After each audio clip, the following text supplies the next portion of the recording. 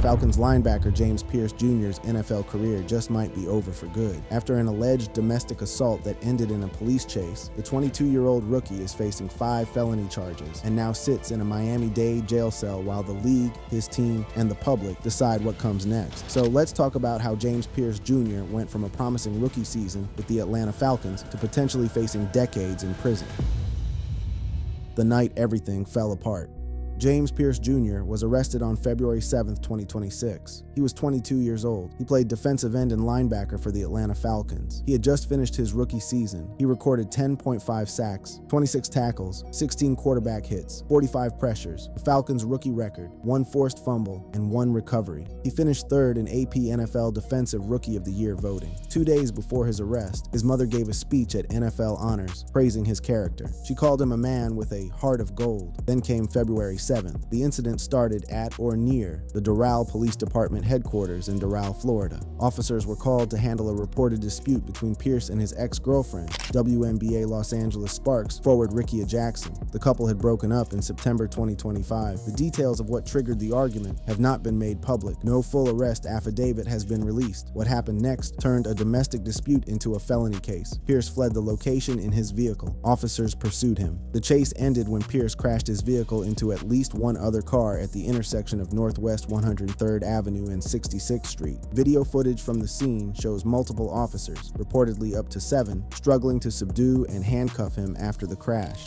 He was arrested on site around 6:58 p.m. and transported to the Turner Guilford Knight Correctional Center. No injuries were reported, not to Pearce, not to Jackson, not to officers, not to bystanders. But the charges tell a different story about the severity of what happened that evening. According to Miami-Dade County Court and jail records, Pearce faces 5 charges, all felonies under Florida law except one. 2 counts of aggravated battery with a deadly weapon tied to domestic violence. 1 count of aggravated stalking connected to the ex-relationship. 1 count of fleeing or eluding police with lights and siren active. 1 count of aggravated battery on a law enforcement officer. And 1 count of resisting an officer without violence, the only misdemeanor. The case was assigned to the domestic violence unit of the Miami-Dade State Attorney's Office. Reports indicate he allegedly rammed his vehicle into Jackson's car, which is where the deadly weapon designation comes from. Under Florida law, a vehicle can be classified as a deadly weapon. On February 8, 2026, Pearce appeared in bond court. The judge set bond at $20,500 and ordered him to stay away from Jackson. When the defense tried to bring up his NFL career as a factor, the judge shut it down. The judge said, "It doesn't matter what his employment is.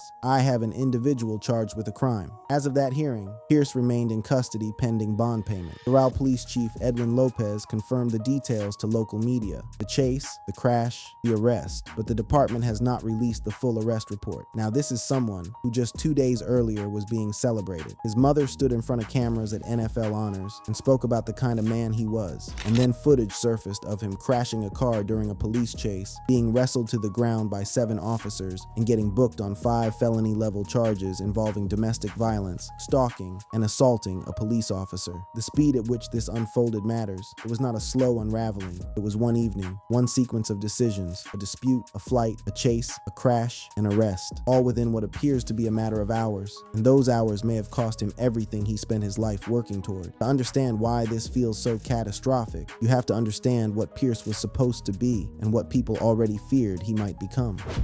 The red flags they chose to ignore.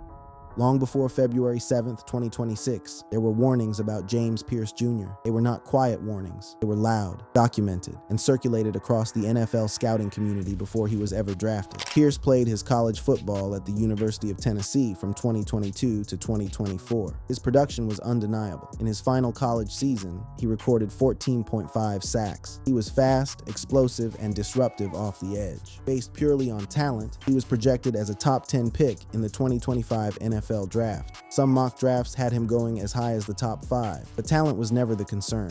Resurfaced reports reveal that NFL scouts had flagged Pearce with some of the most damning character assessments given to any prospect in the class. One scout went on record with a blunt evaluation. He had the worst character report of any player in this draft class. That was not a casual observation buried in a footnote. That was the kind of assessment that gets passed from front office to front office, from war room to war room, during the most scrutinized weeks of any football player's professional life. The specifics painted a troubling picture that went beyond the typical maturity concerns label that gets slapped on young players who show up late to meetings or post something foolish on social media. Scouts described attitude issues, with one word coming up repeatedly: uncoachable. Multiple evaluators raised concerns about his willingness to take instruction, his receptiveness to coaching, and his ability to function within a structured team environment. At Tennessee, it was reported that he required handlers, people specifically assigned to keep him out of trouble and manage his behavior away from the football field. Anger management problems were confirmed by high school teammates, not by anonymous sources with an axe to grind, but by people who had played alongside him during his formative years in Charlotte, North Carolina. People who had witnessed firsthand the kind of volatility that would later manifest in a police chase across Doral, Florida. There were additional concerns about his on-field drive, questions about whether his motor ran consistently or whether he took plays off, questions about his maturity, questions about his work ethic, questions about why his snap counts in college seemed limited relative to his ability. These were not insignificant murmurs. These were the kinds of red flags that, in the NFL's risk-averse scouting ecosystem, caused first-round talents to plummet down draft boards. And plummet he did. From a projected top 10 selection, Pearce slid all the way to pick number 26. In the first round, that kind of free fall is seismic. It means that at least 25 other teams looked at the same character file and decided the juice was not worth the squeeze. 25 franchises, each desperate for an elite pass rusher, each aware of his dominant college production, each fully informed of what he could do on Sundays, and each one passed. Some NFC executives openly described the pick as a big risk, not a calculated gamble, not a worthwhile bet, a big risk, the kind of language front office personnel use when they want to make it clear, on the record, that they would not have made the same choice. But the Atlanta Falcons made it anyway. The Falcons traded up to select Pearce at number 26, giving up their 2026 first-round pick in the process. That is a significant expenditure of draft capital for any player, let alone one carrying the weight of the worst character evaluation in his entire draft class. The franchise conducted what they described as extensive vetting, including a pre-draft visit with Pearce. They reviewed the reports, they spoke with people around him, and they came away convinced that his passion for football outweighed the risks. For a few months, it looked like they might have been right. His rookie season was, by every statistical measure, excellent. The 45 pressures broke a franchise record. The 10.5 sacks were elite for a first-year player. He was a legitimate contender for Defensive Rookie of the Year. The Falcons could point to the numbers and feel vindicated. The character concerns looked like old news, the kind of pre-draft noise that evaporates once a player starts producing on the field. And then came February 7th. The very traits that scouts had warned about, the anger, the volatility, the inability to be controlled, the impulsiveness, showed up in the most destructive way possible. Every evaluator who had flagged him, every executive who had passed on him, every scout who had used words like uncoachable and worst character was proven right in the span of a single evening. The Falcons had bet their 2026 first-round pick on the belief that football would be enough to keep Pearce on the right path. Now they had no first-round pick in 2026 and a player sitting in a Miami-Dade correctional facility. The pre-draft warnings were not speculation, they were prophecy.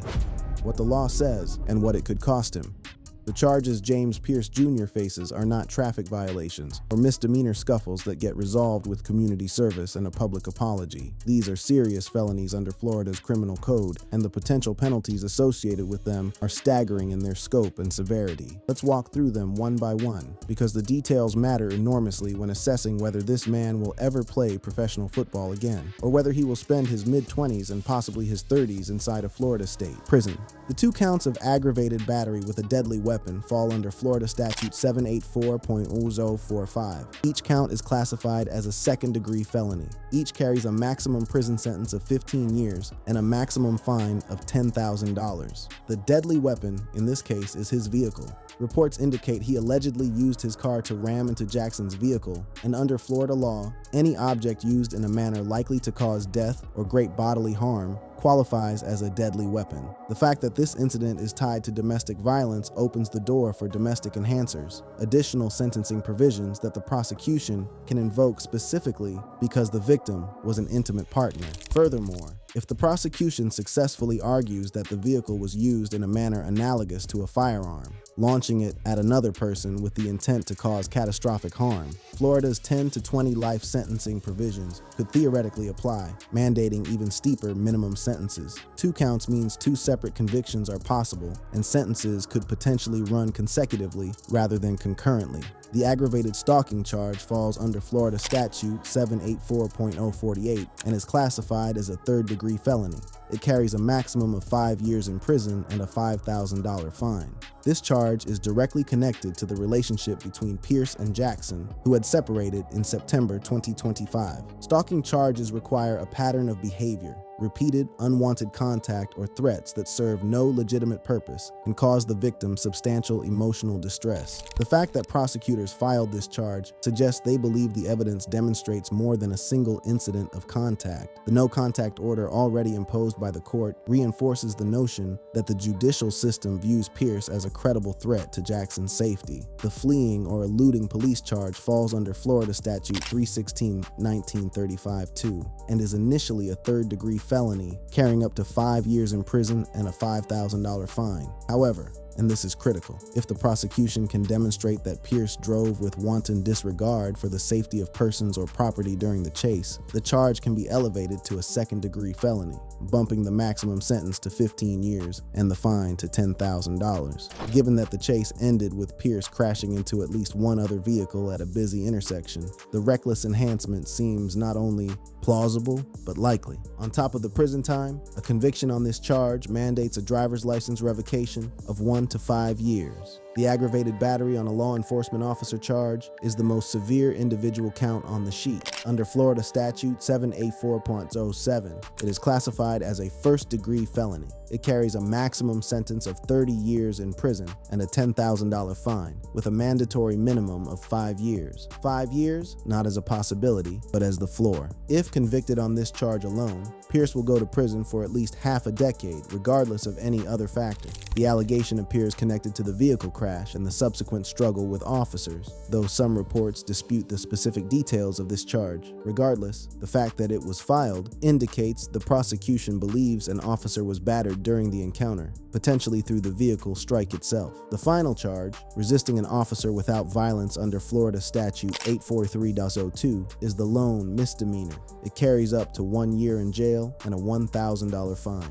In the context of the other charges, this is almost an afterthought, a footnote appended to a document filled with catastrophic entries. It relates to nonviolent resistance during apprehension, which the video footage of 7 officers wrestling him to the ground seems to corroborate. Now, when you stack all of these charges together, the cumulative maximum sentences could theoretically exceed 50 years in prison. That is not a realistic sentencing outcome for a first-time offender, but it illustrates the gravity of the legal situation. Under Florida's criminal punishment code, these offenses rank highly on the severity scale. Aggravated battery sits at level 7, and the domestic violence nature of the case allows for additional scoring enhancements. Multiple counts can stack points to the threshold where a presumptive prison sentence becomes virtually inevitable, meaning the judge would need to provide written justification for any departure below the guideline range. Beyond the prison walls, a felony conviction in Florida triggers a cascade of collateral consequences that would reshape Pearce's entire existence. Loss of voting rights until completion of the entire sentence, including probation.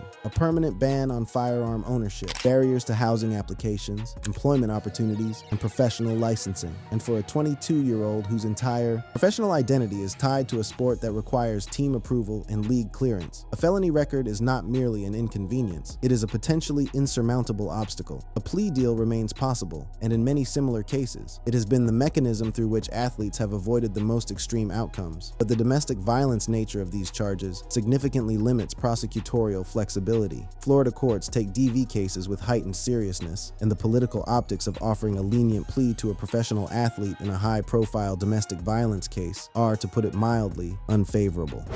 The NFL's track record and what it means for Pearce.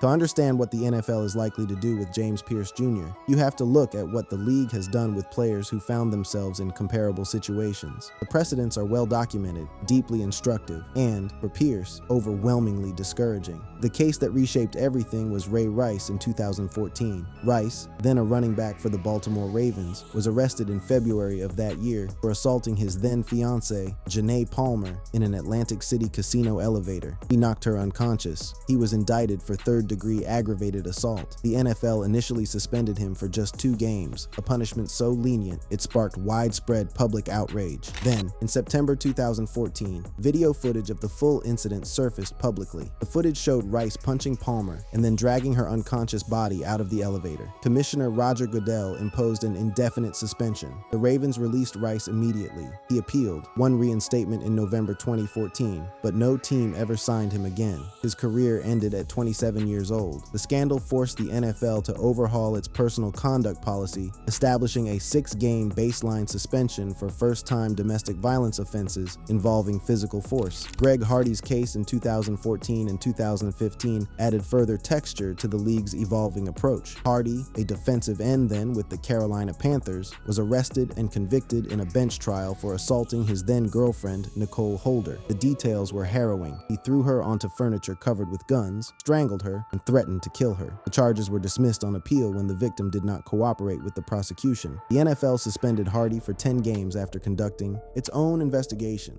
later reduced to 4 games on appeal. The Panthers placed him on the exempt list and never re-signed him. He landed with the Dallas Cowboys, served the suspension, played the 2015 season, and was out of the league by 2017. Even with charges dismissed, the stain never washed off. Kareem Hunt's case in 2018 showed what happens when video evidence meets dishonesty. Hunt, a running back for the Kansas City Chiefs, was involved in an incident where he shoved and kicked a woman in a Cleveland hotel hallway. No arrest was made at the time.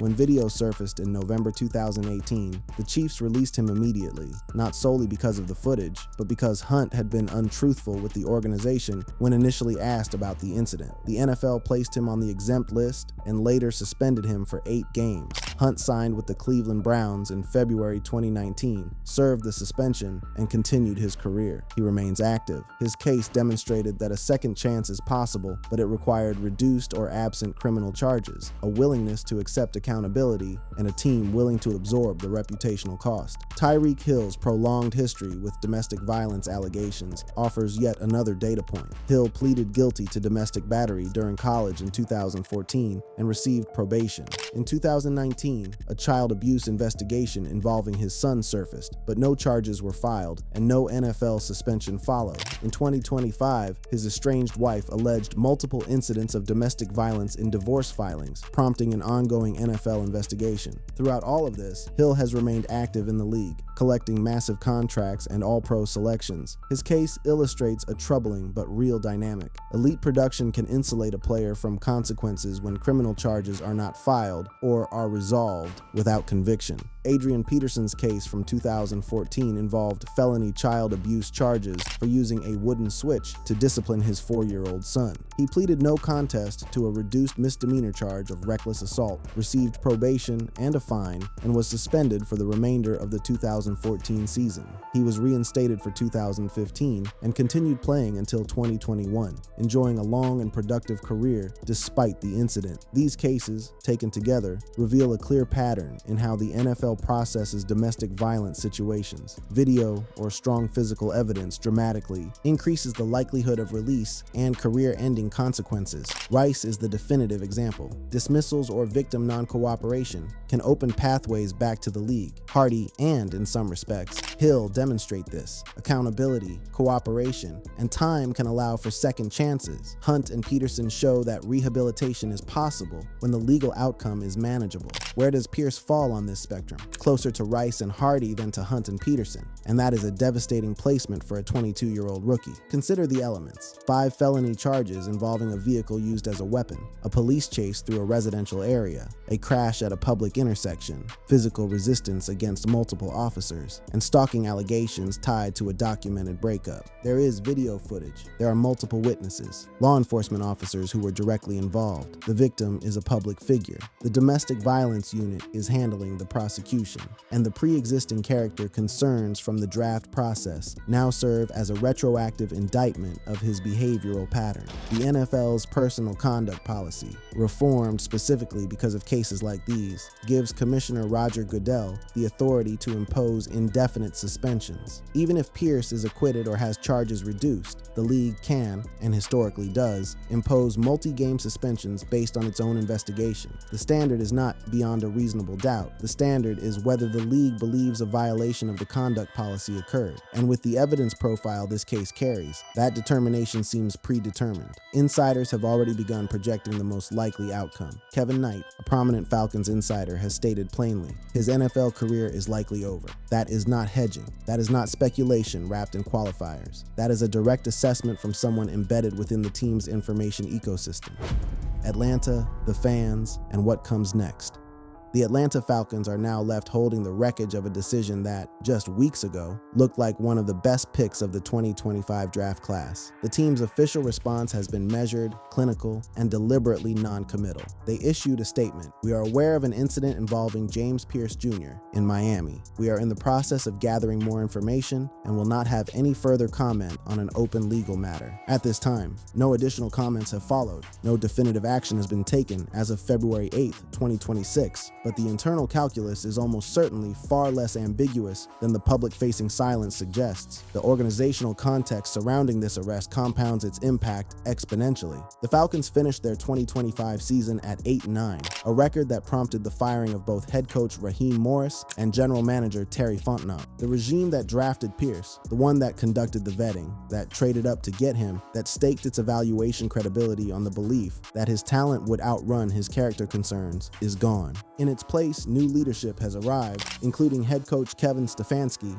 and general manager Ian Cunningham. Team president Matt Ryan now presides over a franchise that requires a comprehensive culture reset. New regimes do not inherit loyalty to previous regimes' mistakes. They inherit the freedom to correct them. And for Stefanski, Cunningham, and Ryan, cutting ties with Pearce is not just defensible. It may be necessary to establish the kind of organizational identity they want to build. The financial mechanics make it straightforward. Pearce is on a rookie contract with minimal cap implications if released. There is no massive dead cap hit, no restructured bonus money that would create years of financial pain. Dropping him is clean, quick, and cheap, but losing Pearce is not without cost on the field. His 45 pressures as a rookie set a franchise record, and his 10.5 sacks made him the centerpiece of the Atlanta pass rush. Removing him from the defensive equation means the Falcons would need to lean heavily on players like Jalen Walker, a talented young defender, but one who has not been asked to carry the kind of workload that Pearce's absence would demand. Schematic changes would be required. Depth would become thinner. The margin for error on a defensive front already lacking elite talent would shrink dramatically. And here is the cruel irony that makes this so painful for the franchise. The Falcons traded their 2026 first-round pick to move up and select Pearce. That draft pick is gone. It belongs to another team. So Atlanta now faces the prospect of losing both the player and the pick they sacrificed to get him, entering a critical rebuilding offseason with neither the rookie pass rusher they were counting on, nor the high-end draft capital they could have used to address the position through other means. It is the worst possible outcome, a double loss with no compensation and no recourse. The Michael Vick case looms as a franchise-specific ghost in this conversation. In 2007, Vick was arrested on federal charges related to dogfighting. The Falcons voided his contract, and the team entered a multi-year rebuild that saw them miss the playoffs repeatedly. The parallels are not identical. Vick was an established superstar, not a rookie, but the organizational disruption follows a familiar pattern. A franchise invests heavily in a player. That player commits a serious crime. The franchise loses both the player and the investment. The rebuilding timeline extends. The fan base suffers. Speaking of the fan base, the reaction among Falcon supporters has been visceral, immediate, and overwhelmingly in favor of severing the relationship. Social media platforms, particularly X, have been flooded with responses that range from devastation to fury. Fans have labeled Pearce as potentially the biggest bust in Falcons history. Others have demanded immediate action, with comments like, "I don't want this guy to be any part of the Atlanta Falcons," gaining widespread traction. The locker room dimension has also surfaced in fan discourse. How does a team bring a player back into a professional environment after he has been charged with domestic violence, stalking, and assaulting a police officer? The interpersonal dynamics alone make reintegration nearly impossible, even if the legal situation were somehow resolved favorably. Rival fan bases have not been kind either. Buccaneers fans in particular have seized on the situation as validation of their skepticism about the Falcons' draft strategy, pointing to the character concerns that were widely reported before the selection.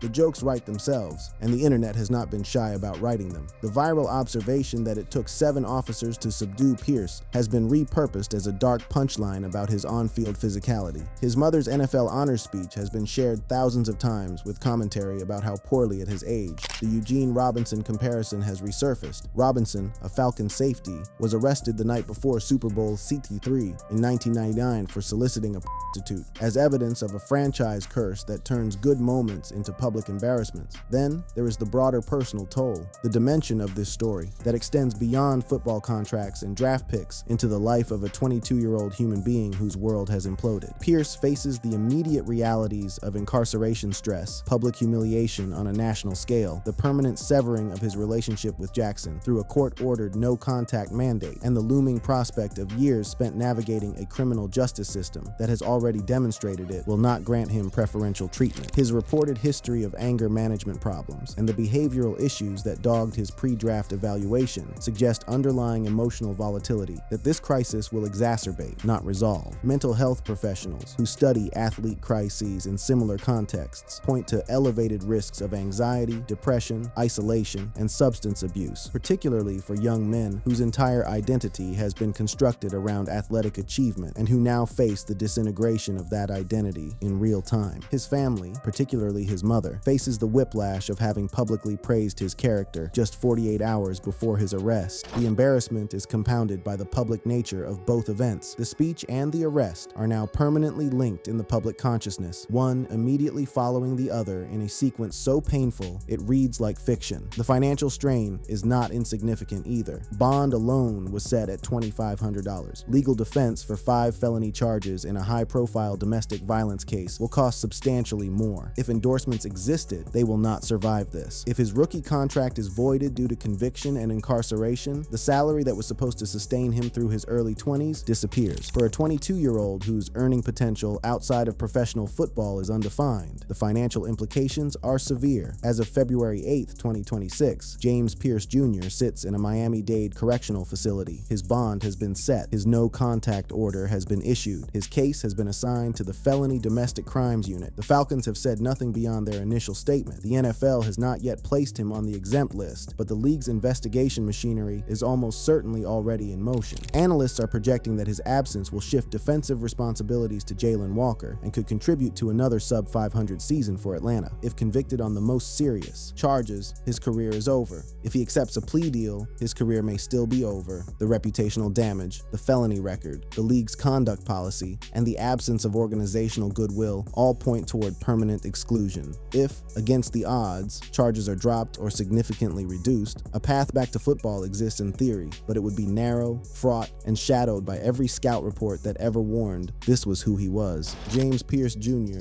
had one rookie season. It was a good one. It may be the only one he ever gets. Thank you for watching this video. If you'd like to watch another fascinating video like this, click on one of the boxes on your screen right now.